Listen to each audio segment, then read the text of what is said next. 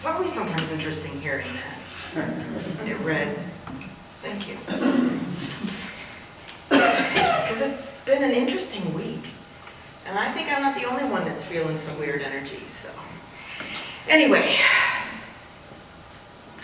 if you would see my notes right now, you'd be scared, so am I. I'm just joking. Kirsten's shaking her head because she's seen them. I know, right? I know. No, but seriously, Roger's right. It just comes through. And what I go back and scratch out is some of the stuff that my mind put in there. So, but I'm going to start off with an experiment. I'm going to tell you about an experiment they did.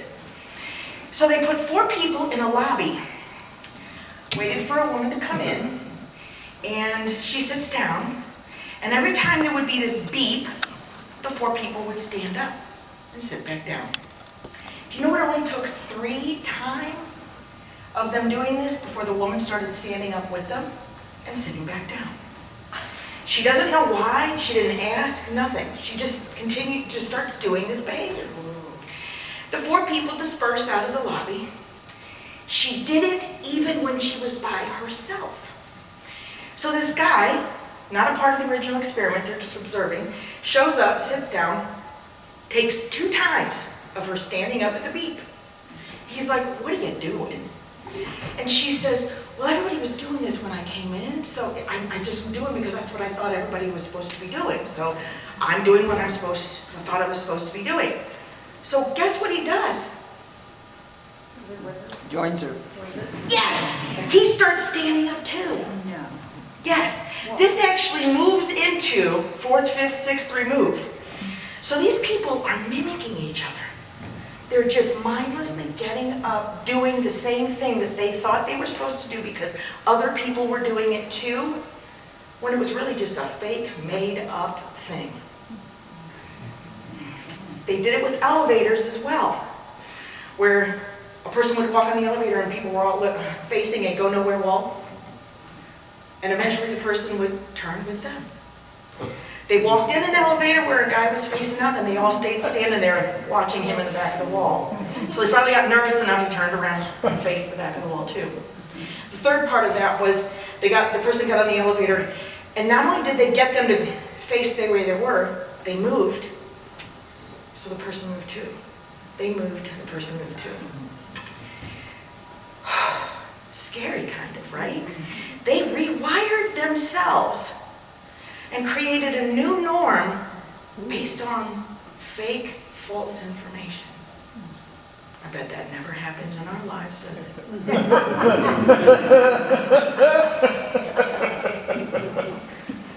And we would like to say, I'm not a sheep, I wouldn't do that. But we do. We've been following programming of all sorts and types throughout our whole life.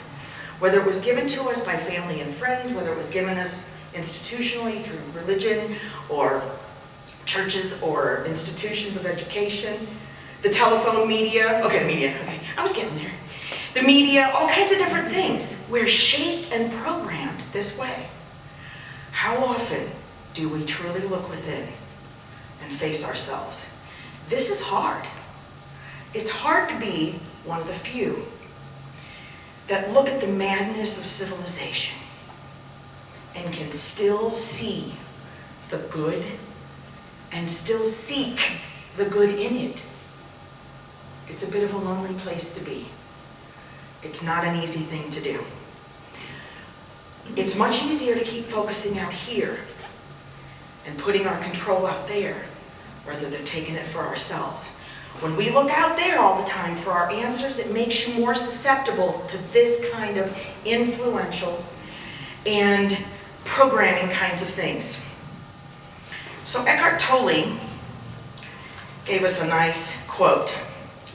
He says, "The power is in you. The answers are in you. You are the answer of all of your searches. You are the goal. You are the answer. Never outside." That's where we want to be operating from, is from that internal. We want to have a solid core of our belief in whatever we believe that is bigger than us, that drives our spiritual force, to where our moods and our well-being are not easily shifted by the people, places, and things going on around us. When we do that, we allow the control of our direction to be taken from us. We give it. We allow ourselves to be susceptible to being sucked into the drama and the illusion of things. It's when we learn to accept ourselves, to love ourselves, to support ourselves, to take care of ourselves, that we can find that inner peace and work from that inner peace. That is when our wisdom blooms. All right? So, how many people in here have seen Monsters, Inc.?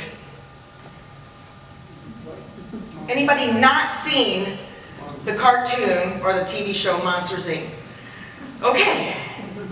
Well, I'll try to give you a synopsis so that you'll at least understand what's coming next in the talk. Okay? Okay. So Monsters, Inc., first of all, I love the whole cinema because they brilliantly weave stuff into a kid's cartoon. Okay? And they do this with a lot of shows, but I just thought this one was particularly interesting and fit. So what has happened is there is an upper world of the humans and there's a lower world of the monsters. And they have learned how to harness the energy of scary little kids. And when they scream, they have this capsule that sucks up the energy. And they have used this energy to power their existence. Okay? Now the funny thing is, there's this big blue guy, he's the main character. He goes to scare a little girl one day, and she doesn't scream. She laughs. And when she laughs, the machine still sucked out the energy, and by the way the machine acted, it was exponentially more powerful than the fear. Now, there's a storyline and it goes about unraveling until the process of they finally make the shift in understanding the power of laughter. There's two things I want to glean out of this that I find fascinating.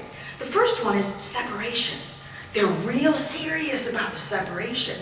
Because one of these poor monsters comes back down after doing his little boo scare thing, and he's got a child's sock on the back of him, on his fur. The whole place goes nuts. Lights, alarms. He is shaved to pure nakedness. He is scrubbed and sanitized and scrubbed and sanitized and decompressed and all this other kind of stuff. I don't know how his skin survived it. Over a child's sock. Now the ironic thing here is, we got these monsters that in reality, they are more afraid of the children they're scaring than perhaps the children are of them. Again, how might that apply in our everyday life?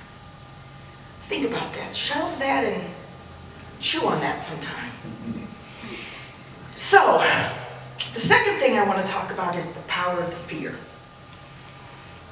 So, once we got past our physical development, that we weren't being chased around as part of the food chain, fear should have gone out of this survival mode to a temporary teachable moment that helps us move through, out, and around things that make us uncomfortable.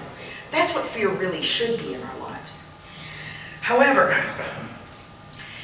the system we live in has caught us up in a very fear-based survival mode that is sort of like holds us, keeps us in this hold that causes us to be distracted by it so much that it's hard to take the energy we need to develop our worth and our value and what we deserve. We live in a society that just fear mongers, almost like in Monsters, Inc. There's so much tragedy and trauma, and they show pictures and they talk about it over and over and over again. It's the economy, it's the money, it's the health system. Okay, which I can't help myself here. Do you guys all find it interesting at all that we are supposedly at a state of development that we have better access to everything? Food, water, health, sanitation. There's more money being piped into research, development, and cures, and yet, are we really in a state of wellness? Again, another thing, set that on the shelf and chew on that later. So, it is like they're fear-mongering us, and they're trying to keep us in this place of fear so they can feed off of it, okay? We're so distracted in all this yuck that it really does keep us. And you know what? I can't help every once in a while letting my mind wander, whether or not it's intentional or aware or not, purposeful or not, but it doesn't matter. Do you know why it doesn't matter? Because ultimately, no matter what, it comes down to us and our responsibility and accountability for ourselves. We gotta stand up and know what we know, and live it. So in Mark 17:21, it's stated the kingdom of God is within us. Just feel that. The kingdom is within us. Not out there to be gotten, to strive for, to learn, to earn. You don't even have to grow to it. It's there. Always has been. So, if that greatness is in us, the love, the divinity, the divine, the infinite, is there anything outside of us that we really want and need? It is about us, though, allowing the flow, allowing ourselves to work on our stuff so that it flows through us better. We don't meet the resistance. It's about letting go of the resistance and choosing the flow of trust. And trust in what matters. Trust in what is in us. Trust that has gotten us through, that this is really meant to be a journey with more grace, with more divine ease. It really is meant to be that way. To go through life knowing, thinking, and feeling that everything's working out in my best interest. Everything is working out for my highest good. Now I'll admit, there's times that I get hit with waves of stuff that it takes me a moment or two thinking and feeling and working my way to that point. So it's not an instant. And that's something that I think we as humans, I know this is going to shock you, we get a little impatient sometimes, don't we? We want it now. We want our awakening, we want our enlightenment, we want it now. I know I do, come on. However, the reality is it is a process. And as much as I don't like it, I just hate peeling that darn onion over again and again, but it is. It's a combination of many aha moments, thousands of small awakenings that help us unlearn the old programming, that help us heal to become. And the reality is it always keeps taking us back to more learning and more letting go, more meeting that resistance to let it go.